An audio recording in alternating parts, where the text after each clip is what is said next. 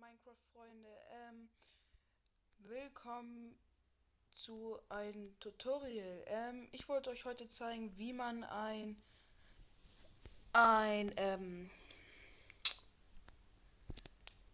wie heißt das, Lagerfeuer macht.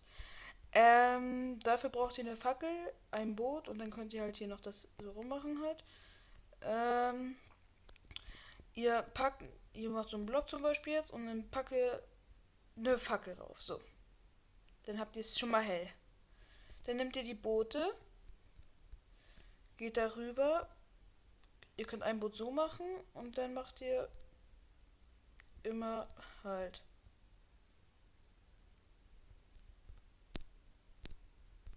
Na,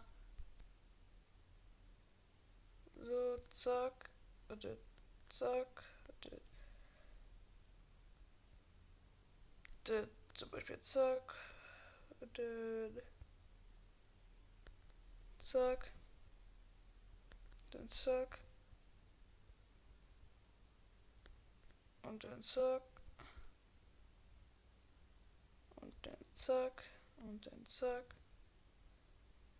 und dann zack, und dann zack, so.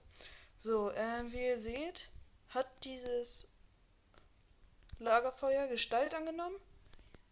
Wie ihr seht, ist es ein komplettes Lagerfeuer. Es brennt. Es ist ziemlich schön. Und wenn man das dann bei Survival Hub hat, dann ist das auch ziemlich schön.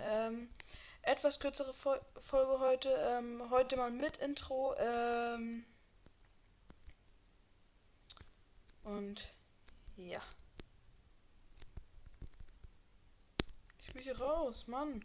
Okay, dann würde ich sagen, tschüss Leute. Und bis nächstes Mal. Schreibt in die Kommentare, wenn ihr Fragen habt. Oder wenn ihr Fragen habt oder halt so eine Sachen. Abonnieren bitte. Ich würde mich über ein Abo sehr, sehr freuen. Weil mich niemand kennt. Und dann würde ich sagen,